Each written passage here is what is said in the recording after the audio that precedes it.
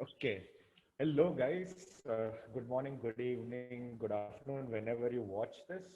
So today, this session, we are talking about general management. I mean, this is something which basically is like a master of all trades or jack of all trades and master of none. We will actually figure out what exactly a general management sort of a role actually looks at in a particular company.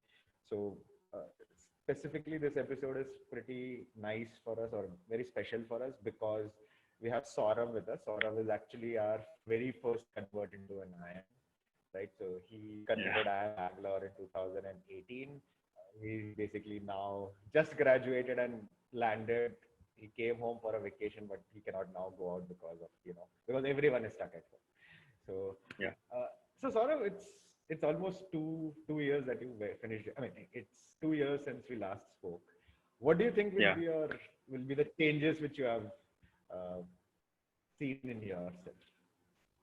So I guess that the most peculiar changes that will going to happen is that I mean we're going from an kind of manual work to a kind of digital world, and given the kind of situation that is occurring nowadays, so I think this will enhance the digital transformation of every kind of industry. So during my tenure at IIM Bangalore, uh, I also felt that. There are several companies that are in the middle of the digital transformation, and this is going to accentuate further. So so maybe our work life and the kind of skills that are necessary for carrying out those work will also change. And thing is that given such kind of pandemic happening right now, and the nature of work, I mean that is more specifically to work from home, and that is also going to change. And for that, the supporting activities will also change. So that this is going to be happening in the near future, I believe. Okay. So what do you think has been the change in you personally and professionally? Like, I mean, how has I am Bangalore changed you in 2 years? Okay. So kind of I was belonging from an purely operations background. So like any other cat aspirant, I was a cat aspirant only. I didn't knew about any other subjects apart from operations. So after joining IIM Bangalore, I get to know about how the businesses functions, how to think from a top management point of view, how to appreciate the strategies of the different businesses, how to critique their businesses, how to analyze and comment on them. So this is what I have inculcated in myself. I mean, the environment at IIM Bangalore that has, inculcated in myself. So this is what I feel that the changes in me. Okay. Okay. So you went into IIM Bangalore with substantial work experience, right? I mean, obviously, IIM Bangalore is one of the top colleges in the country, and you know you're going to be placed and stuff like that. So I'm not sure. I don't think placement would have been a concern in your mind. But did you have any concern that I have like a little too much experience? Did you ever feel that in the batch that you have a little too much Yeah. experience? Certainly, at some point of time, I believe because I had a background of around 3 years of work ex. So if only I got to, I mean, change my role to some other like finance or marketing. So it is kind of very difficult because there are 400 students, and all are I mean the placement scenario is such that everybody has to be placed. So switching to a different kind of role is pretty difficult. But I mean, if we have that much of long work ex, so I think we must leverage that and continue for some period of time, develop some other skills, develop our capabilities, so that we can change in a later point of time. Okay.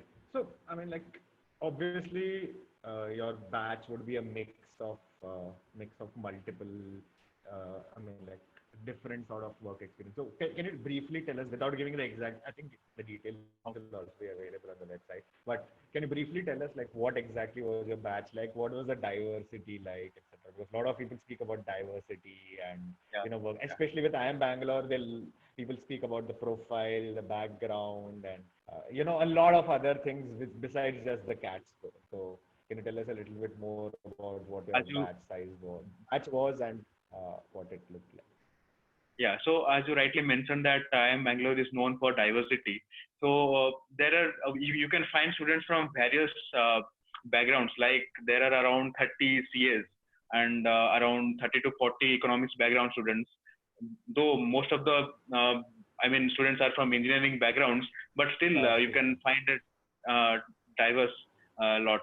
And around 23 percentage of students are female. Uh, I mean, if you look into the background of each and every individual, whether they're engineers or non-engineers, their academic profile is excellent and their extracurricular profile is excellent. That is why, it also adds to the diversity factor. I mean, not officially, but unofficially, it adds to the diversity factor because each member, each of the candidate is exceptional in one way or the other. So that is what diversity is. Okay, so did you feel sometimes that, so okay, you are from NIT Rourkela, right? And I'm pretty sure that in NIT Rourkela, the diversity will not be that much. I mean, like, especially something like, I mean, about 80 to 85% of your batch will be males. And if you are, I think, you're a mechanical engineer. Mechanical engineer, so zero. So basically, zero females, right? Yeah. So that is roughly what it is. So to go from there, and then you worked in a factory, etc. So then to go from a smaller sort of like a smaller state, and then you also worked in a manufacturing industry, which was located in not a big city, right? And then you went into IIM Bangalore, which is like, it's like supposed to be the melting pot of India. I mean, Bangalore itself is like supposed to be one of the most cosmopolitan cities, and IIM Bangalore is supposed to be one of those glitzy, glamorous sort of places, etc. Right?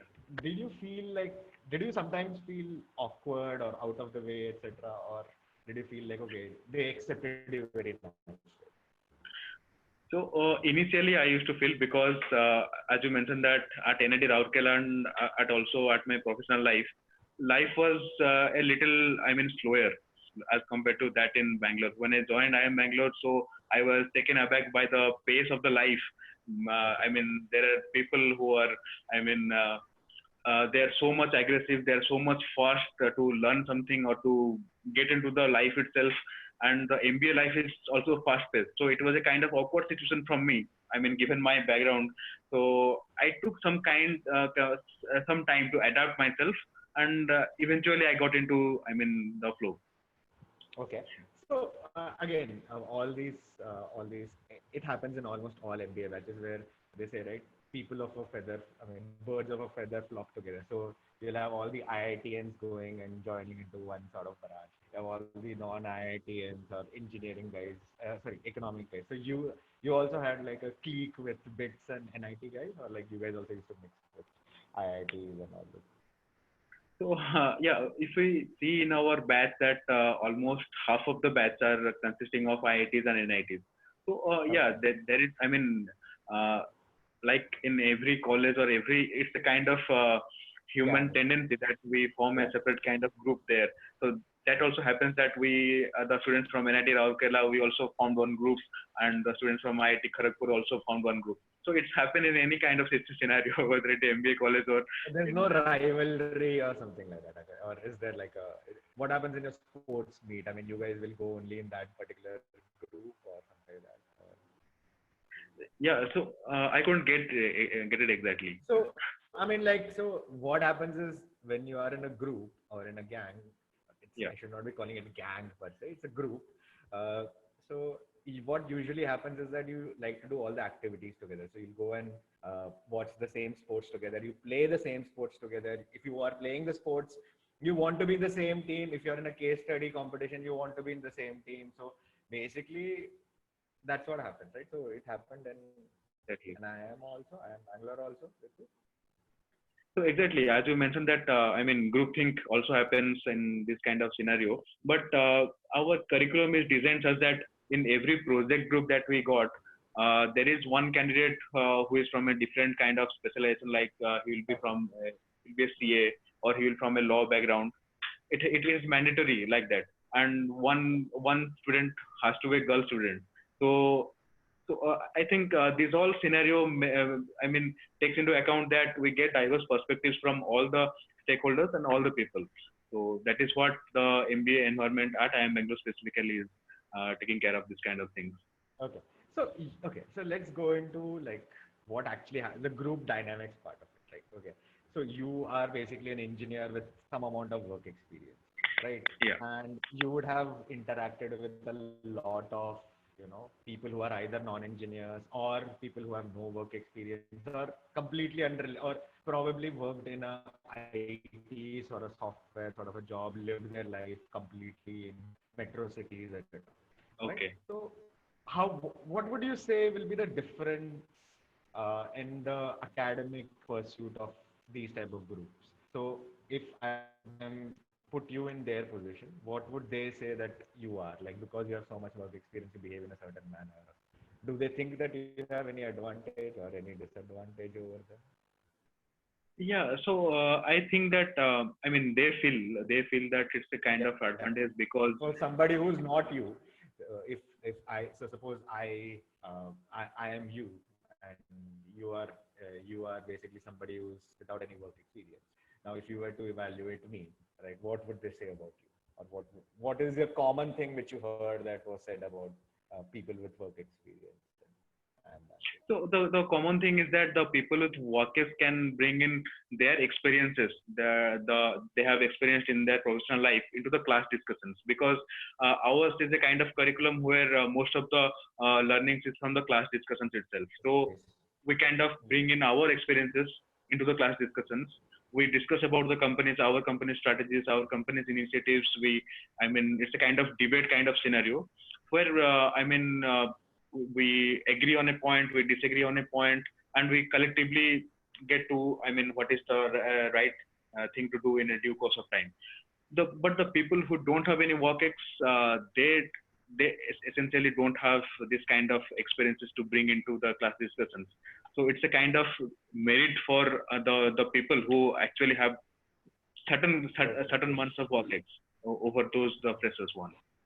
And what will you feel? I mean, like, if suppose what did you feel about people without any work experience, besides the fact that they did not have that sort of background? Would you say that they had any advantage, a particular advantage compared to you? Yeah, Any other? yeah, I also feel that they have certain advantages because they can bring in new perspectives into the discussions because they don't have any kind of live experiences. They will essentially quote some kind of examples of any multinational companies or think out of the box to, I mean, get some different kind of perspective into the discussion.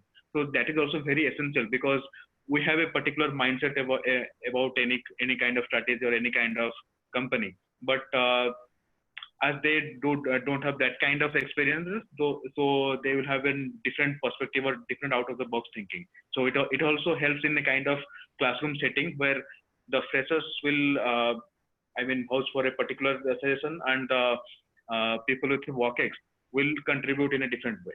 So it's a kind of improvement setting. Okay, so can you give us an example, like how if you recollect in any of your cases or in classes where somebody with greater work experience actually influenced and made the thing better, or vice versa, somebody with very little work experience and made the thing better? If you can give us an example. Yeah, I can take an example of I mean, brand management, how we brand our product. So thing is that it's a kind of I can quote the example that I had given. The thing is that the way the classroom the professor taught us the theoretical concepts, I felt that my company can do a better if uh, I- if they had implemented in a certain way the certain way regarding the branding Okay. concepts. So thing is that as I knew the company, it's a company in and out, so I can think of that improvement aspect. But for a fresher, they will not think like that. They will think of any kind of solutions that might not be possible to implement in that kind of environment. But they are okay. They can be implemented in certain other industries or certain other environment. But they're certainly not implementable in a So particular industry. what you're saying is that they will pitch a solution, or somebody without any work experience will pitch a solution which will be almost like textbook. So do X, Yes. Y, Z and they will be very like spreadsheet oriented, whereas you will be more like, okay, I would political is not meant in a derogatory manner here, but there are internal dynamics in an organization. So you would Yeah. know that if the finance babu is not going to pay, pass Exactly. this. Exactly. We also know that You I have to mean, go through. You have to go through the chairman's son, who will then pass it on to the finance exactly. babu over the weekend meeting, and then it will be pitched again in the next morning. Okay. Yeah. So these are things which, according to you, the youngsters or people without work experience sometimes can miss out, and they can learn when you are actually working with it. So, Yeah. are there any subjects where you felt that you had a disadvantage over them? Like you said, like in these areas, in organization behavior sort of cases, you had an advantage. Any Yeah. cases where you actually had a disadvantage over people without work experience? You think they did actually better because of So actually, I mean, it depends on person to person. On my perspective, as I belong to an operations background, so the software management part was, I mean, I lagged because okay, being a mechanical engineer and an ops background, and given the paucity of time, it was very difficult to learn the coding. The basic coding also, it's very so difficult you to have to learn. what kind of coding do you actually have to learn? Python, I mean, they Okay. used to Oh, teach so I Python. mean, like you mean to say like you mean to like you are going to learn Python to completely like Python are to some basic level okay, to understand the product management. So okay, these are the kind of areas that I lacked completely. okay, okay, and the younger people or the people without work experience were better than that, better than you or Actually, faster than you. That's what you're saying. yeah, they are very curious. I mean, they're curious to learn about, I mean, different areas, different specializations, different subjects. And I was more interested in taking the ops field because it was much more easier for me to target these areas and score marks. And this is the kind of difference that I can draw. Okay. So, so let's now, this is about your experience in IIM Bangalore, etc. So let's move on to now what your specialization was, what did you take it up, and how your future role is going to look like. I mean, we will not discuss about the company, etc., but I will generally speak about. So you are going to, you are actually selected in a general management sort of a role over there. So Yes. this was your idea even before joining the MBA, or did this idea evolved as you joined the MBA, got exposed to multiple subjects? So actually, I mean, this a kind of evolved after joining IIM Bangalore because I knew that all IIMs roll out the general management degree. They don't officially declare that they declare the specialization. But Yes. what after joining, what I felt that if I do a general management, I mean unofficially, I mean taking subjects from different domains. So it's a kind of I mean adding to my flexibility regarding my future role. Let's say in 2 years I don't like marketing, so it's very easier for me to switch from marketing to back into corporate finance or operations. But if I choose any kind of particular specialization, then I mean, who knows? I'm trapped. So, I, that is the so kind of.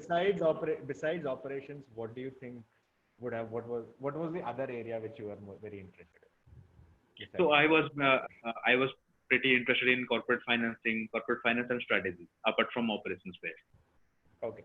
So what is the general? Okay. So anyways, there is nothing like a general management because all degrees are general management degrees. So, Yeah. but there are people who specialize. Like there are people who are going to get into like an investment banking or like pure marketing sort of role. So they are going to load their entire electives with Yeah. electives specific to that. They will be doing certifications, courses, etc. throughout. So what is it that a general management guy has to do without actually like losing out an edge over there, like without being like all over the place? How do you differentiate yourself from somebody who's like specialized over there? So I think it's I mean more related to the skills and competencies that we are going to develop in these 2 years. Because if you see in my perspective, you can say that I have taken a lot of finance courses.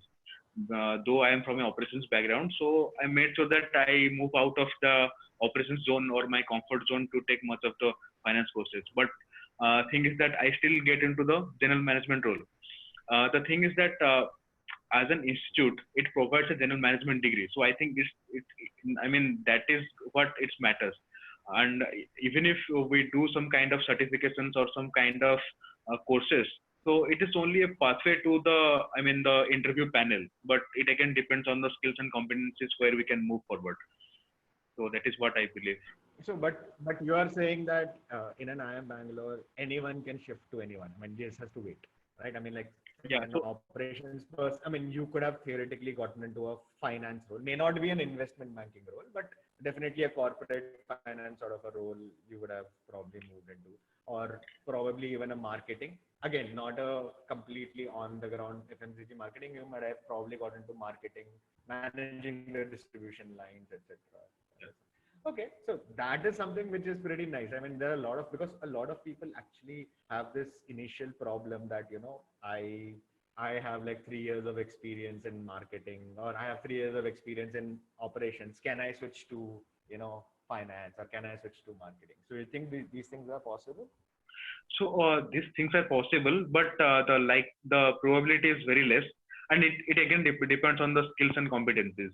I mean, the all kinds of certifications will get you to the interview hall, and from there itself, all the competencies and all the skills is going to matter. I personally felt that in many of my interviews, because I had some kind of certifications in finance courses, and I got into the interview room. But taking it forward, it was pretty difficult because I mean, my expertise is not in that area, and my work ex was not in that kind of area. But thing is that why I choose general management over any kind of specialized job, because I think that in this kind of organization or in this kind of setting, I will get to work in corporate finance as well, apart from sales and marketing, apart from operations. So this is what actually excited me in joining this kind of role. Okay. Okay. So you said like the split is basically towards all the areas, but still everyone has like a favorite subject, right? I mean, like even though you are supposed to read everything, there are certain favorite subjects. Like for you, it was finance, and might be for somebody else marketing. Was Yeah. there any blind spot also for you? Like these are subjects which you hated. Okay, I don't want to do this. Okay, I will do it only because like it's like an admin sort of thing. I will do it at the very end just because I have to do it. Were there any subjects like that? So there were certain kind of HR courses, because I didn't like much of the HR courses. But so in Nobody does fact, actually. yeah, but in fact, I felt that HR courses are the courses that will move forward in your life. And if Correct. you climb the corporate ladders, HR courses are the most necessary ones. So that is why I took some kind of HR courses, but I don't, I mean, in comparison to other courses, I didn't like HR courses that much, but I took it some of the courses because of that only. Okay. Okay. So, how again, if you were to look at your placement experience again, how difficult was it to convince somebody? So, I'm sure that if you initially you would be actually getting a lot of ops sort of like options also. You can apply to the ops people also.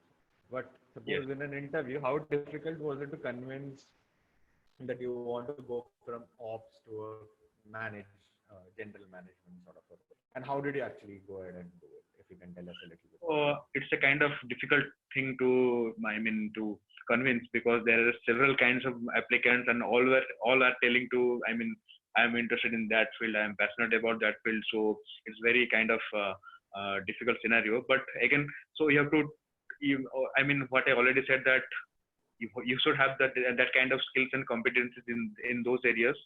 And for a general management role, you have to showcase your leadership skills as well, because they're I mean, hiring for that kind of role only. So I mean, based on your resume, they will grill you with different kinds of questions, from your point of the position of responsibility points to the certifications, everything, from everything. In the general management role, they will question everything.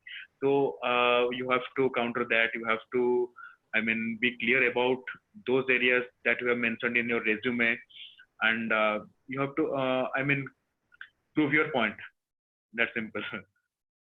Okay. Okay.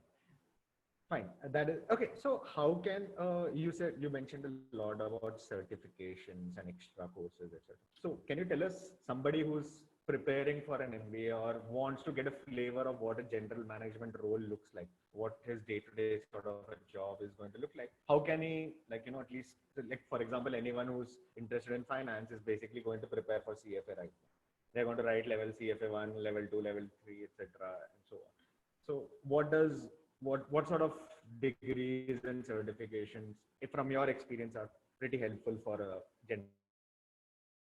Yeah, it again depends on the which kind of area are you targeting. As you already said that for finance, it should target the CFA. If an operations guy, then the Lean Six Sigma certifications they should do.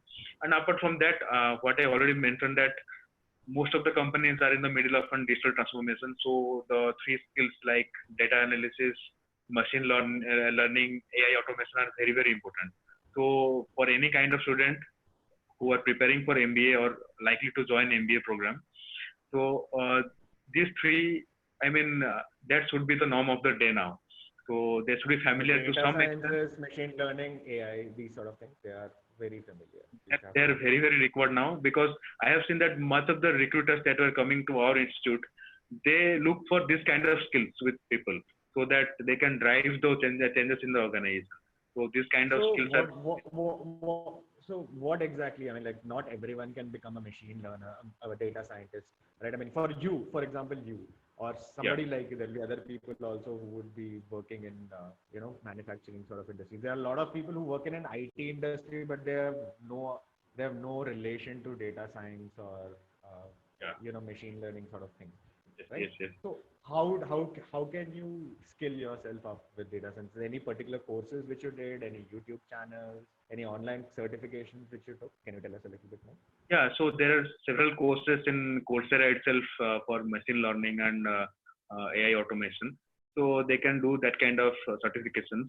And So as I basically, already mentioned, that everyone does the Andrew Niggs course.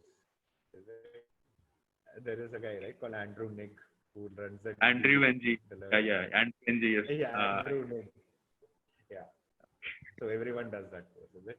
Yeah. Okay. What else? What else? Uh, uh, I mean, one is IBM. IBM is also offering, KPMG is also offering some kind of certification courses. So Okay. the thing is that the certification courses will take you to the interview panel. But again, you have to, I mean, reskill yourselves, revise the concepts every time, look for the projects, live projects, what are in the industry itself. This will upskill you and prepare you for an actual role in this kind of industry. Okay. So, what do you think is going to be the impact of it? You started by saying that there is a lot of impact of automation which is going to happen, and we have done a lot of series earlier also during this lockdown where people have actually said like that this particular lockdown is actually going to increase the scale of automation. I mean, like, you are going to, I mean, like, people are going to automate like mad over right now. So, what exactly are we looking at? What exactly you mean by automation? What is going to happen over there according to a simple sort of like overview? Yeah, so the thing is that I mean, uh, there are, I mean, all the roles that I already mentioned, like the finance roles, the HR roles, the operations roles, every role is going to be affected by automation because uh, the because we're generating huge amounts of data from each and every work, and to analyze the data, we need data analysts. So thing is that people are going to be employed in this kind of role rather than in a manual work. So, for example, in an HR role, the hiring process is going to be replaced by automation because they will That is shortlist the already done, right? You have ATS which is coming, right? yeah, Already but ATS sort of thing. yes, it's I mean it's going on, but in near future it will be much more impactful. And for the So finance can you industry, tell so can you tell me what exactly, I mean, roughly what do you think will be more happening? Like, so there is not going to be an HR manager, is it? there is well, the decision making part will be an HR manager. Rest all the things will be automated, and I mean, yeah. Okay. Okay. Okay. Okay. Finance. Okay. What about finance? You also studied finance quite a bit. So what will be the effect of In the automation in finance, finance? there will be much more type of algorithmic trading, and the kind of to track the fraudulent activities in all kinds of financial activities. It will be much easier to track all these, to how to invest in a particular kind of company, or in a scenario. It will be much easier, and it's also helpful for all the investors, because it is going to ensure that certain kind of activities are not happening. And in a kind of algorithmic trading, you can save some seconds, and it's going to affect your balance sheet, and this is going to affect your profit and loss statement. So that is what is happening right now. Okay. Okay. Okay. So that completes your part about general management and stuff. So let's look at life basically in a B school, because you've just graduated from a B school, and a lot of people are curious about what actually goes on, etc. So first of all, I mean, a lot of people say that you don't get time in a B school at all. Yeah, I mean, like, especially, I mean, I am Ahmedabad. I mean, if you look at the Quora post, etc., and they basically say like you sleep for 2 hours, you sleep for 3 hours, and etc. What is it like in I am Bangalore? Are you guys able to sleep for more than 4 hours? Or what Uh, actually happens? so thing is that life is always very hectic, because I mean, you have lots of things to do. You have your coursework, you have your project work, then there are several club meetings, there are events to organize, and in each and every weekend there is something or the other going on. There are the guest lectures, there are sports complexes. I mean, you have to follow some kind of passion that you're following. So it's always very difficult to find time. So what everyone does is that we have to prioritize our activities, because that is the only way out. I mean, of course, as you already said that uh, people get less sleep, but again, it depends on person to person, and I think most of the people there, I mean, get around 4 to 5 hours of sleep max. That is how life goes on at this school. Okay. What about, I mean, Bangalore is supposed to be like, a pretty happening place, etc. So a lot of pubs and restaurants around. Do you guys like order in with Swiggy and Zomato, or you guys like actually go out to the main city? I mean, Uh, Times we go out, but most okay. of the times we order from the Swiggy and Zomatos, and we have all the parties Okay. happening inside the campus, not officially, but it's Okay. kind of unofficial thing. So we have all Okay. the parties, Officially, all everyone is studying. Don't worry. Officially, everyone is just studying. Don't worry. Both officially ends. I everyone mean, is just studying. nothing is. Yeah. Very good. But unofficially everything happens, and then Okay. but Okay, so what happens with? I mean, we have actually had a movie where people meet in I am Bangalore and I am Ahmedabad and they basically get married and like yeah. all those things. So what is like the love life situation in I am Bangalore, given that the gender ratio is about 23 to 100, 23 to 77. So I mean, you don't have to give names, but what happens in general love life in I am Bangalore as such? Yeah, so thing is that I have seen that people joining IIM Bangalore are almost, I mean, they are studying day and night for the CAT exam, for the interviews, and most don't have any kind of partners beforehand. Okay. So they make partners there itself. And as IIM Bangalore is an, I mean, co-ed institute, so it facilitates meetings of partners, and there's kind of, I mean, you can see all the couples sitting together, sitting all the night Okay. in the room. Everything is open there. Okay. Okay. So that's pretty nice over there. I mean, we actually asked one of the students who was studying in IIM Ahmedabad that if you put IIM Ahmedabad on Tinder, it works pretty well. So what is the Okay. status with IIM Bangalore? I mean, it's very helpful if you put IIM Bangalore on Tinder, and I mean, you get a lot more matches. Is that what the experience has been with you guys also? Yeah, yeah, same thing, same thing. If you put, you have to put I am Bangalore. You can put any kind of Oh, picture you want. so it's like one more. Okay, very nice. Okay, so Yeah. all right. I think we will, on this very happy note, we will actually end this session. Saurabh, thank you very much for giving us time. Guys, if you Thank like you. this video, please do share this with your friends. We will put up Saurav's LinkedIn profile. Once I get his LinkedIn profile, I'll put it up over there as well when we release this video. And we'll meet again another time for another session. Thank you, Saurav, for coming in. Thank you very Thank much. you. Thank you, sir.